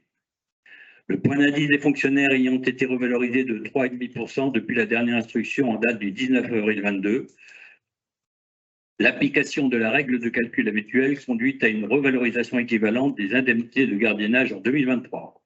En conséquence, le plafond indemnitaire applicable pour le gardiennage des églises communales est fixé à 496,09 € pour 2023 pour un gardien résidant dans la commune où se trouve l'édifice du culte, ce qui est le cas à Arradon. Une délibération en date du 2 mai 1975 a posé le principe du versement à monsieur le curé chargé de la paroisse d'Arradon d'une indemnité pour le gardiennage de l'église. Il est proposé de reconduire l'indemnité versée à monsieur le curé pour 2023. Merci Étienne. Tu voulais... J'ai un complément si le débat est... Alors, est-ce qu'il y a des personnes qui souhaitent prendre la parole sur ce sujet? Non? Écoute, si tu as un complément. Ah, il y a Eric, pardon, pas Eric, vas-y en premier. Oui, monsieur le maire, mesdames, messieurs les adjoints, conseillers municipaux, ce n'est pas une question, c'est une compréhension du bordereau, parce que donc j'ai bien lu à la fin que c'était monsieur le curé. Je ne vois pas monsieur le curé s'il est le statut, parce que fonctionnaire, c'est pas un métier, c'est un statut. La première chose, on revalorise donc le point en fonction du statut des fonctionnaires. Et la deuxième chose, il me semblait que la loi à laquelle je suis attaché de 1905 séparait bien l'Église de l'État. Donc voilà, donc si c'est coutume, j'ai rien contre, je veux juste comprendre. Il y a peu d'incohérence dans le... Étienne, tu veux donner quelques éléments peut-être? Oui, comme je sais que il y a parfois débat sur, avec la loi de 1905 sur la séparation de l'Église et de l'État et donc de l'utilisation des finances publiques. J'ai fait quelques petites recherches très légères et ça me permet d'apporter ces précisions-là. C'est que la disposition législative servant de base à l'indemnité de gardiennage des églises communales est l'article 5 de la loi du 13 avril 1908, modifiant l'article 13 de la loi du 9 décembre 1905, relative à la séparation de l'Église et de l'État, comme nous le savons tous, je pense. L'attribution de cette indemnité a été reconnue en vertu de la jurisprudence du Conseil d'État, arrêt du 11 novembre 1911 et 13 décembre 2012, à la condition qu'elle ne constitue pas une subvention indirecte du culte, subvention qui est prohibée par l'article 2 de la loi donc, du 9 décembre 1905, mais soit inspirée par le souci de la conservation du patrimoine communal. Arrêt du Conseil d'État du 24 avril 1910. Pour ce qui est de mon avis personnel, on se trouve dans ce cas de figure. Eric, est-ce que ça répond à ta question pour partie? Donc on est dans un cadre légal qui a fait l'objet de textes successifs et de jurisprudence qui font que il est possible pour les communes et tout à fait légal d'apporter cette aide qui n'est pas une subvention déguisée. Voilà, c'est la réponse, on va dire, ministérielle régulière. Je crois qu'on l'a fait plusieurs fois. D'autres personnes souhaitent, j'ai envie de dire. Juste rappeler que l'Église est un édifice public dont l'affectataire est effectivement l'Église, mais c'est un édifice public qui reste ouvert au public sur une large part de la journée et quelque part nous rémunérons non pas le curé, mais le gardien de cet édifice public. C'est pour ça qu'il n'y a en l'occurrence pas de contradiction avec la loi de séparation de l'Église et de l'État. Sinon, il faudrait, pour cet édifice public restant en permanence ouvert, mettre une alarme en place ou payer un gardien. Donc, c'est quelque part ce qu'on est en train de faire. Voilà. Est-ce qu'il y a d'autres interventions sur ce bordereau? Et je vous propose donc de passer au vote. Et comme d'habitude, dans ce conseil municipal, le vote est libre, bien entendu. Alors, après débat, le conseil municipal est donc invité à délibérer pour fixer l'indemnité annuelle de gardiennage de l'église communale à la somme de 496,09 € pour l'année 2023. Verser cette indemnité à monsieur le curé qui assure ce gardiennage. Autoriser le maire à prendre toutes les mesures utiles à la bonne conduite de ce dossier et signer tous les documents nécessaires à la bonne exécution de la présente délibération. Y a-t-il des oppositions? Y a-t-il des abstentions? 1, 2, 3 abstentions. Et donc le bordereau est adopté à la majorité des membres présents et représentés. Merci. Nous allons terminer avec la délibération numéro 41, qui concerne la rétrocession d'une voie à l'allée de Canarmore. Je vais céder la parole à Gérard Lapin. Gérard.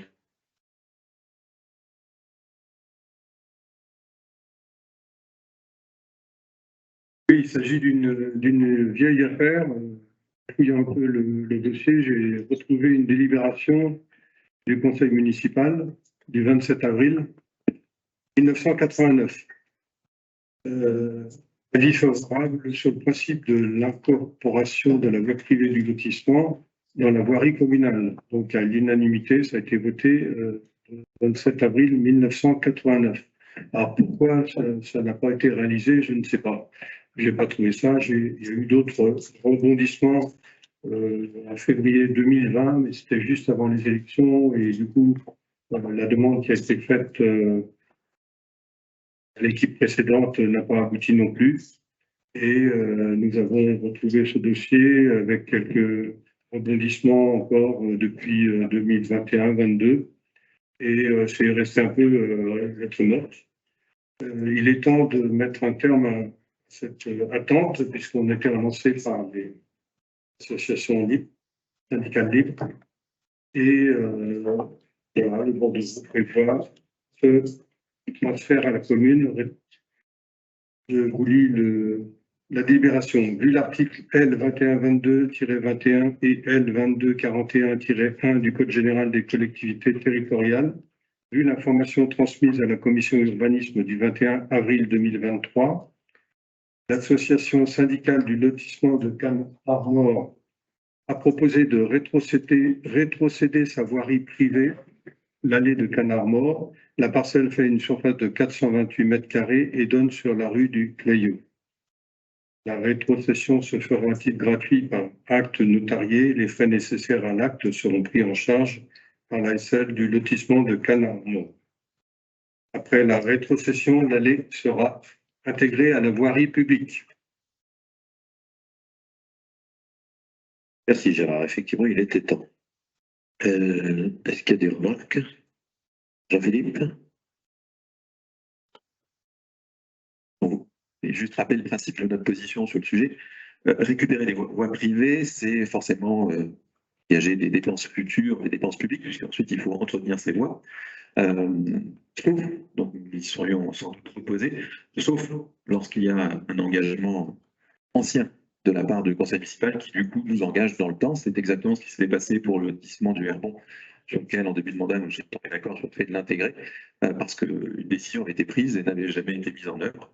Donc l'information que vous avez apportée est importante et dans ces conditions nous voterons pour, mais voilà, on voulait souhaiter rappeler le principe qui fait que si jamais d'autres propositions venaient, mais qu'elles ne soient pas liées à une décision antérieure du conseil municipal, notre position ne serait pas la même. Ce qui aurait été intéressant, mais peut-être tu peux nous le dire, c'est l'état de la voirie telle que nous la récupérons. C'est toujours important de voir les coupes qui nous attendent. Parce que nous récupérons non seulement, bien sûr, la voirie, mais tout ce qui est en dessous. Oui, bien sûr. J'y suis passé encore ce matin pour vérifier justement la voirie est en état, mais les services ont dû vérifier. Je regarderai si les réseaux, puisqu'on a dû peut-être faire des examens il y a quelque temps, je vérifierai bien qu'on est à jour là-dessus. Et du coup, je voulais rappeler effectivement la position de notre équipe là-dessus, sur les rétrocessions. Effectivement, il faut faire une étude au cas par cas, en cas de rétrocession. Chaque demande sera étudiée en tenant compte de l'opportunité qu'elle offre pour la commune. Il ne s'agit pas de le faire systématiquement. Là, peut-être, je ne sais pas, je ne vais pas m'avancer, mais peut-être si ce cas se présentait sans antécédent et vote positif il y a très longtemps, je ne suis pas sûr qu'on aurait voté pour la récupération de la voirie. Il faut qu'il y ait un intérêt pour la commune. Et à chaque fois, bien sûr, le demandeur doit être informé de l'organisation suivante, réaliser un état des lieux sur l'état des voiries et des réseaux, financé par le demandeur, remettre en état les réseaux et les voiries avant la rétrocession, s'il y a besoin, toujours sur la base du financement par le demandeur, et les frais de bornage et d'actes seront à la charge du demandeur. C'est une règle très carrée maintenant qui est adoptée pour les demandes de rétrocession. Je me permets, Gérard, de poser la question, est-ce que, fort de ce que tu viens de nous rappeler, est-ce que cette analyse a été faite avant que nous ne votions cette rétrocession sur l'état de ce que nous récupérons? Parce que tu viens d'indiquer que c'est un préalable.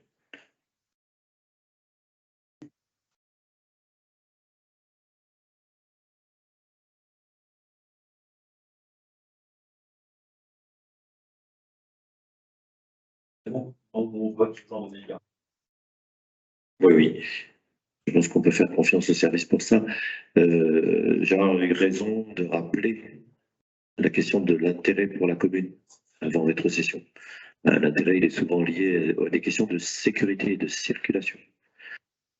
Et tous les cas de voies dans des lotissements qui évoluent petit à petit, hein, on y habite pour certains. Et donc la rétrocession se fait que lorsqu'il y a un intérêt lié à la sécurité, la fluidité, la mobilité. Voilà, et pas seulement pour la voiture, qu'on se comprenne bien aussi. Donc, entendu, écoutez, s'il n'y a pas d'autres remarques, nous allons passer au vote. Après débat, le conseil municipal est invité à délibérer pour accepter la rétrocession de la parcelle ZH309 dans les conditions prévues ci-dessus, intégrer la Camargue dans la voirie publique, donnée pour en toutes les mesures nécessaires à la bonne exécution de la présente délibération. Des votes contre, abstention. Pardon, adopté à l'unanimité des présents et représentés. Nous allons passer sur quelques points d'information.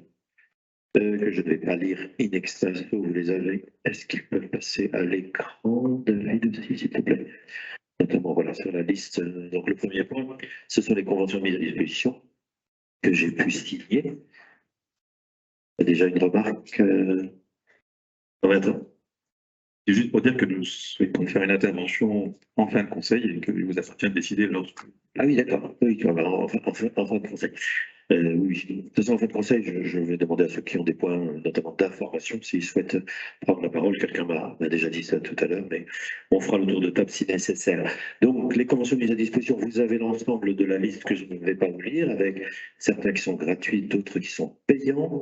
Est-ce qu'il y a des remarques ou des questions particulières sur cette longue liste que vous avez lue, Eric? Non, j'ai vu que la salle du Raquer, donc le 31 mars, la salle avait été louée par la France Insoumise. Et j'ai tapé la France Insoumise à Radon, j'en ai trouvé. Sur 20, j'ai trouvé, donc je voulais juste savoir quel était le statut à Radon, si c'était une association, si c'était. C'est juste pour information. Tu fais bien de poser la question, puisqu'on a été sollicité par la France Insoumise de Vannes, du secteur Vannetais, du pays de Vannes, je crois qu'il s'appelle comme ça, qui nous ont demandé une location de salle à Radon. Et donc, nous avons appliqué là la règle que vous connaissez, qui avait fait l'objet d'un arrêté signé par Antoine Mercier, mon prédécesseur, hein, qui était les règles d'attribution de salles pour les partis politiques et périodes électorales. Donc, en gros, de mémoire, je fais ça de mémoire, mais dans la période électorale, dans la campagne officielle, pardon, il y a l'attribution, je crois, c'est d'une possibilité, bon, c'est souvent 3 semaines avant, hein, et pendant l'année électorale, il y a possibilité aussi d'avoir une fois une salle gratuite. Là, la demande était faite en 2023. 2023, c'est pas une année électorale. Bah, il y a des sénatoriales, mais nous avons considéré que c'était pas une élection pour toute la population. Hein, et donc, nous leur avons dit, bah, si vous voulez la salle de Raquer, ça coûte tant, je ne sais plus combien d'ailleurs, 36 €, ce qu'ils ont fait au titre de leur groupement, enfin, du Pays de Vannes. Donc oui, il y a eu un échange entre nous là-dessus, un échange de mails. Voilà ce que je peux te répondre, Eric, si ça te convient. Alors, d'autres questions sur cette liste? Non? Donc, c'était de l'information. Le point 17 d'information, c'est aussi les décisions.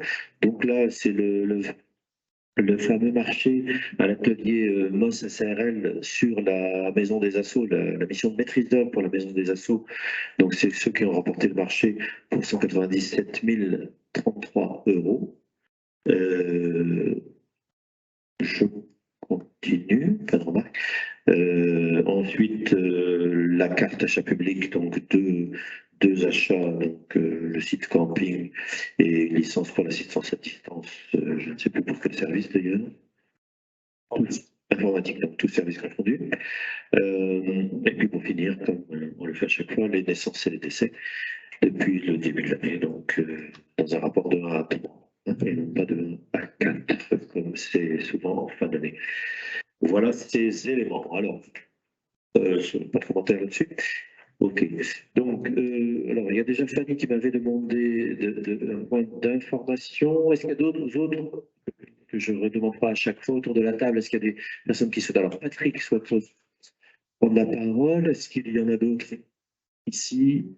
Non? Ça n'empêche pas. Et donc, Jean-Philippe, au titre du groupe, suite peut-être au courrier que tu nous as envoyé. Fanny. Oui, je voulais porter une information auprès du conseil municipal concernant le bureau d'information touristique. Comme vous le savez, le bureau d'information touristique est géré par l'Office de tourisme de l'agglomération, avec qui nous travaillons en bonne intelligence. C'est lui qui recrute notamment le personnel d'accueil. Donc, à noter, cette année, nous avons travaillé en collaboration puisque nous proposé le recrutement d'un Aradonnais qui était tout à fait qualifié pour ce poste avec une formation touristique. Et nous avons également demandé à GMBT une ouverture plus large de ce bureau, notamment en arrière-saison. Donc, ils ont accédé à notre demande. Il sera donc ouvert du 3 juillet au 15 septembre cette année. Et de manière très exceptionnelle également sur la semaine du golf, donc du 15 au 19 mai, ce qui me paraissait très important pour l'accueil des nombreux touristes que nous ne manquerons pas d'avoir sur cette semaine-là. Merci. Merci Fanny, c'est bien parce que c'est aussi lié à la politique touristique d'ouverture plus large du camping, d'accueil de nouvelles personnes. Enfin, c'est une très bonne chose de collaborer comme ça avec l'ABLO et GMT. Patrick. Oui, juste, vous avez reçu récemment un appel au volontariat pour la semaine du golf. J'ai besoin de bénévoles pour la gestion des parkings. Alors, je vous relance ce soir pour sachez qu'il y en a qui ont déjà répondu, mais il nous manque 6 bénévoles entre le mercredi donc, 17 mai et le jeudi 18 mai. 2 pour le mercredi et 4 pour le jeudi. Donc, si vous êtes, je sais qu'il y en a qui m'en ont déjà parlé, donc inscrivez-vous auprès d'Adrien. Donc, je compte sur vous. Et puis, donc, on a reçu une dotation, on vient d'apprendre qu'on a reçu une dotation de 8 pour la semaine du golf. Et donc, alors, pour la dégustation, il n'y a pas de problème, on va trouver du monde, mais par contre, on a besoin de monde pour les ouvrir. Donc là, pareil, ça se passe pas le jeudi. Donc, il y a des volontaires pour ouvrir les huîtres, donc vous êtes les bienvenus. Dernière information, donc, pour les 35 ans du jumelage allemand. Donc, pareil, là, vous avez reçu une invitation pour le vendredi. Il y a la cérémonie officielle, c'est le vendredi après-midi. Et donc, le soir, il y a un dîner. Donc, vous avez reçu une invitation. Donc, il faut répondre à l'invitation. Donc, je vous demande de le faire le plus rapidement possible pour une question d'intendance. Voilà, les messages sont passés. Merci. Merci Patrick. Jean-Philippe, tu as la parole. Alors juste, je précise avant de te la donner complètement, je rappelle simplement aux élus du conseil municipal et aux personnes présentes que donc Jean-Philippe Périas, au nom du groupe Inspiration Arado, nous a questionné. Il va en faire part, je lui laisserai faire part du détail. Il souhaitait présenter une délibération à ce conseil municipal pour modifier le quota de logements sociaux dans les programmes immobiliers. Je lui ai donc fait une réponse que je vous ai transmise à tous les membres du conseil municipal. Je souhaitais que vous ayez à la fois la demande et la réponse pour avoir tous les éléments en main. Je l'ai donné à la presse ici présente, je ne l'avais pas fait avant. Donc Jean-Philippe, je te laisse exposer les faits, mais prends bien en compte que nos collègues élus ont eu lecture de l'ensemble. Voilà, merci. Merci, monsieur le maire. Oui, j'avais bien noté et je vous en remercie. Effectivement, quand on vous propose une délibération, c'est à vous après de décider si vous souhaitez la diffuser ou pas, mais cela nous a paru tout à fait naturel. Monsieur le maire et chers conseillers municipaux, c'est très sincère. Nous regrettons que vous ayez pris la décision de ne pas présenter ce projet de délibération, comme les députés peuvent faire des propositions de projet de loi à l'Assemblée nationale, les conseillers municipaux peuvent aussi faire des projets de délibération et les présenter. Donc nous regrettons sincèrement que cette proposition, qui était à notre sens consensuelle, n'ait pas été proposée au débat du conseil municipal. Alors, vous avez signifié que vous n'intégreriez pas dans l'ordre du jour du conseil municipal parce qu'à votre sens, elle était illégale. En tous les cas, c'est ce que votre juriste nous a répondu. Eh bien, sachez que nous ne sommes pas en phase avec cette interprétation. Pour nous, la délibération proposée n'était pas entachée d'illégalité, n'est pas entachée d'illégalité. Elle serait simplement dépourvue d'effectivité jusqu'à la plus prochaine modification ou révision du plan local d'urbanisme. Ce qui n'empêche pas, et ce qui n'aurait pas empêché qu'un débat ait lieu entre nous sur un sujet qui, à notre sens, ne fait pas polémique, sujet sur lequel nous semblons, depuis un certain temps, on peut même dire depuis le début du mandat, assez en phase. Celui qui consisterait à trouver les moyens d'accélérer la production de logements sociaux sur la commune et donc de diminuer le retard, dans les cas de contribuer au rattrapage du retard de logements sociaux que nous avons sur la commune. Cette proposition, parce que, certes, tous les conseillers municipaux l'ont eu, pas forcément le public, il les a donnés nombreux, je l'espère, derrière leur caméra. La proposition, elle était finalement assez simple et elle s'inscrivait dans la démarche initiée il y a plusieurs années, du temps de Dominique Monnier, en 2008. consistant à aller au-delà du pourcentage de logements sociaux qui nous est imposé. Donc, je rappelle qu'aujourd'hui, nous avons un pourcentage de 20% qui nous est imposé par la loi, mais rien n'empêche une commune d'aller au-delà. Alors, du temps de Dominique Mourier, en 2008, la proposition a été faite, et il y avait eu un débat, avec à l'époque une majorité et une opposition sur le sujet, et il avait débouché un débat sur l'augmentation de ce taux de 20 à 25%, et il avait débouché sur un vote. Pas tout à fait unanime, mais presque, et en tous les cas, ce dont je peux témoigner, c'est qu'il y a 2 personnes qui, à l'époque, étaient dans ce conseil municipal et qui sont toujours aujourd'hui ici, qui sont Catherine Chaise et moi-même, et nous avions voté pour cette proposition qui émanait de la majorité. Là, il n'y avait pas, ni à l'époque, d'illégalité dans cette démarche, ni non plus de côté partisan, amenant une opposition à voter contre une proposition qui pourtant n'émanait pas d'elle. Donc c'est vraiment, vraiment, vraiment dommage que nous n'ayons pas eu la possibilité de discuter de ce sujet, sur lequel je pense que le débat aurait été intéressant, et j'entrevois même la possibilité qu'il y ait pu avoir un consensus sur l'adoption d'une telle délibération, qui certes n'aurait pas eu une effectivité immédiate, mais aurait permis, dès la modification du PLU lancée et adoptée, d'intégrer cette proposition, voilà, qui consiste encore une fois de passer à 35% de logements sociaux dans toutes les opérations, non pas de 4 logements et plus, mais de 3 logements et plus. Alors c'est d'autant plus surprenant que, au-delà du caractère d'illégalité que vous mettez en avant, et que nous contestons, vous nous expliquez que vous ne souhaitez pas vous précipiter et que vous souhaitez engager cette discussion et éventuellement, pourquoi pas, l'approbation d'une telle proposition dans le cadre de la révision du PLU, que vous ne souhaitez pas précipiter et donc pas engager tant que le SRADET de la région ne sera pas mis à jour des modifications qu'introduit la loi climat et résilience, et tant que le SCOT de GMVA n'aura pas lui-même pris en compte ces modifications, c'est-à-dire après un processus. Je l'annonce là et vous ne me contredirez pas, parce qu'on était tous les deux au conseil municipal, au conseil communautaire du 3 mars, va s'échelonner jusqu'en 2026. Et là, stupeur totale, puisque vous aviez expliqué au moment de la révision du PLU sur NBIAN, la modification, pardon, que vous lanceriez la révision du PLU d'Aradon en 2023. Donc, pourrait-on comprendre que vous avez désormais pris la décision de ne lancer cette révision ou toute modification, puisque vous dites dans votre papier révision et modification, au-delà de 2026, qui serait là pour le coup une immense surprise. Et si tel n'est pas le cas, je ne doute pas que vous allez nous dire que ce n'est pas la bonne interprétation, eh bien, il nous aurait paru intéressant de procéder à ce vote et d'engager très rapidement la modification du PLU de manière à intégrer ce qui, encore une fois, aurait fait consensus. Et il n'y a pas besoin d'une très longue discussion et une très longue opération de consultation de la population, puisqu'il s'agissait d'un seul élément. Voilà, passage sur toute la commune à 35% de logements sociaux sur toute opération de plus de 3 logements. Enfin, je ne doute pas que vous saurez nous enseigner ce soir. Merci, monsieur le maire. Alors, Gérard, est-ce qu'on peut donner peut-être quelques éléments complémentaires par rapport au courrier? En fait, tu as bien dit qu'effectivement, il y a des documents qui sont en préparation, le SRADET et le SCOT qui va être révisé. Il y a les nouvelles lois. C'est un domaine qui est très flottant actuellement. On aura certainement des éléments du SRADET bientôt.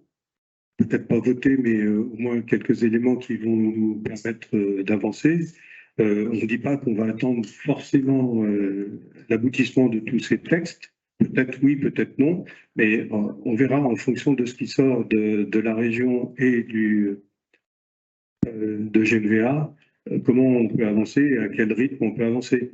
On peut imaginer aussi, c'est pas un scoop, on parle de plus en plus d'un PLU-I. Peut-être que le PLU individuel de chaque commune a vécu, c'est pas clair, on ne sait pas où on va aller encore. Donc il ne faut pas se précipiter et avancer trop vite, quitte à quelques mois après l'adoption d'une révision, remettre le travail sur la table, parce que des éléments importants qu'on n'aurait pas connus à ce moment-là sont arrivés entre-temps. Voilà, ça serait un peu idiot de se précipiter sur une révision et d'être obligé de reprendre notre copie très rapidement derrière. Ça pourra aussi, on en a débattu entre nous, c'est aussi peut-être un beau sujet de campagne électorale, effectivement, pour les uns et pour les autres. Ce sont des éléments essentiels pour l'avenir de la commune. Et autant avoir un peu toutes les billes avant de se lancer dans une grosse opération de révision. Alors, oui, pour compléter ce que dit Gérard, effectivement, la réponse qu'on a fait au groupe que tu représentes, c'est de dire que on ne peut pas s'amuser à changer comme ça le PLU par simple délibération. Sur une délibération, ça doit être exécutoire, hein, si je peux me permettre. Et puis une délibération de cette nature, elle est aussi considérée qu'elle est attaquable. D'accord. En termes de recours, je pense que vous savez aussi de quoi je parle. Simplement, on a vu ensemble le calendrier des procédures d'urbanisme et des documents supracommunaux qui vont nous concerner dans les années à venir. C'est un sujet extrêmement complexe. On va revoir, la région va voir le SRADET, donc document régional qui est en cours de discussion pour la répartition du foncier restant à bâtir, logements et entreprises, dans l'ensemble des territoires de SCOT de la région Bretagne, des 4 départements de la région Bretagne. Il y a en ce moment un travail qui fait depuis 2 ans qui est fait pour se répartir la moitié du foncier disponible par rapport à celui qui a été consommé les 10 ans précédents, les 10 années précédentes. Donc c'est un sujet complexe, c'est un sujet qui est en train de se traiter au niveau de ce qu'on appelle la conférence des interscots. Nous, on est concerné par le SCOT qui correspond exactement à la GMVA. Donc, on a un ensemble d'hectares qui vont être attribués à GMVA au titre de son SCOT. Ça, c'est la discussion. Et le SRADET, le schéma régional, va trancher cette question-là. Il va voter, débattre, bien sûr, et voter sur une proposition de répartition entre les différents SCOT.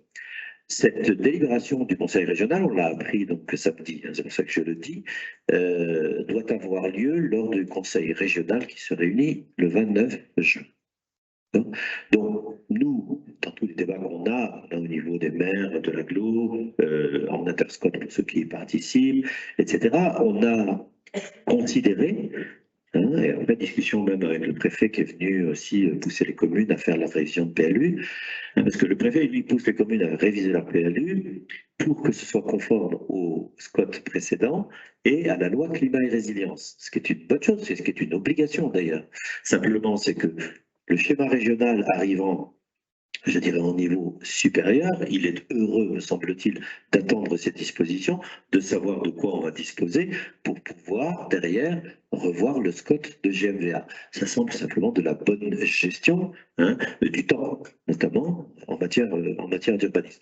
Donc, on a ce niveau-là. Ensuite, on aura bien la révision du SCOT, et on a voté le calendrier, on a vu le calendrier à GMVA, la révision du SCOT, et les révisions des différents PLU des communes. Certaines ont commencé, Saint-Avé a commencé, Saint-Avé continue. Les communes qui sont engagées, parce qu'elles ne veulent pas être trop en retard par rapport à ce que la loi leur a demandé précédemment. Nous, on peut se permettre aujourd'hui, entre aujourd'hui jusqu'à 3 ans maximum, enfin, on peut se permettre d'engager la révision de notre PLU pour qu'il s'adapte au SCOT avant que le SCOT ne soit complètement voté. On essaye de raisonner comme ça, un petit peu par glissement, si vous voulez. On n'attend pas que le SRADET soit total pour faire le SCOT, et on n'attend pas que le SCOT soit complètement voté pour faire les révisions PLU. C'est pas ça. C'est de se dire, dans ce délai entre aujourd'hui et la date finale, Gérard, rappelle-moi, la deadline pour les PLU, c'est donc c'est au moment des élections, juste après, je ne sais plus, avril 26, donc ça correspond justement. Voilà, on a une deadline pour les révisions de PLU. Alors, en tout cas, l'intérêt serait d'engager la révision du PLU quand on a assez d'éléments au niveau régional et niveau SCOT. Parce que quand le SCOT de GMVA va savoir quel est le potentiel foncier qu'il va pouvoir redistribuer, il va y avoir la même discussion entre GMVA, entité intercommunale, et les 34 communes qui composent cette entité intercommunale. Et là, on va voir comment on travaille ensemble entre un intérêt communautaire et une répartition municipale. Ça va être compliqué. Chacun voulant tirer à lui peut-être le maximum d'hectares dans un contexte où il faut réduire l'artificialisation des terres. Donc, attendons le SRADET, attendons le SCOT pour se mettre bien d'accord. C'est plutôt bien parti au niveau de GMVA pour discuter du SCOT et du projet de territoire qu'on y mettra dessus. Et donc, l'outil PLU, voire l'outil PLU intercommunal, puisque tu sais bien qu'au niveau de GMVA, on a une discussion sur l'intérêt ou pas d'avoir un PLU intercommunal, même si les réticences sont plutôt fortes sur l'ensemble des communes.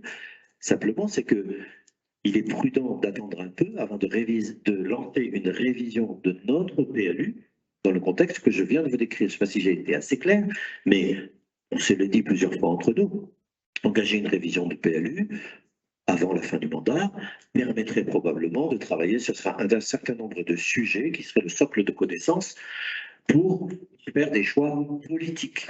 Les choix politiques dans un PLU sont absolument fondamentaux. On l'a vu. On l'a rappelé assez souvent, nous, pour nos collègues de 2013, qui avaient anticipé sur ce que nous mettons en œuvre aujourd'hui à Envion. Je le rappelle, nous gardons cette ligne-là. On s'en est jamais démarqué. Simplement, on pourrait lancer une révision de PLU avant la fin du mandat sur les éléments fondamentaux de diagnostic, puisqu'il y a beaucoup de choses à travailler dans un PLU nouvelle génération, puisque les PLU seront nouvelle génération. Vont se greffer à ça la révision du PCAET, la révision du PDU pour les déplacements urbains qui va devenir un PDM pour les mobilités, un certain nombre d'autres, comment on appelle ça, le PLH qui va être obligé de se conformer bien entendu, puisque il va se fondre avec le SCOT, puisque c'est le sous-ensemble habitat. C'est la règle de conduite en matière d'habitat à l'intérieur du SCOT. Il va se fondre dans le SCOT maintenant, désormais. Donc, tous ces éléments. Le but pour nous, c'est pas de retarder les choses, c'est de se dire soyons assez malins par rapport à ce calendrier. Et Gérard l'a dit tout à l'heure, moi je pense qu'en démocratie, la révision du PLU, ou en tout cas les choix qui seront faits dans une révision de PLU, je ne parle pas des diagnostics. Diagnostics, ils seront faits par des spécialistes. Bon, peut-être qu'on ne sera pas d'accord sur tout, mais les diags, ce sont des éléments factuels. Et j'ai pris souvent, même entre nous, un exemple que vous aviez traité, c'était le fameux SDI. Quand vous avez traité le schéma immobilier des bâtiments ici, vous l'avez fait en fin de mandat. Vous avez laissé à toutes les équipes qui se présentaient au municipal les éléments de diagnostic. Antoine Mercier m'avait reçu exprès pour ça, les éléments de diagnostic en disant écoutez, je fournis ça aux 3 listes qui se présentent, ça leur donne un outil qui leur permettra de faire des choix derrière. Nous avons fait des choix à partir de ce SDI. Et je pense sincèrement que, j'espère vous faire bien comprendre, que la révision du PLU pourrait être cet outil de choix politique à l'intérieur d'une campagne. Ça arrive plutôt bien. On pourrait aussi enjamber les élections et se dire, après tout, laissons le PLU se faire.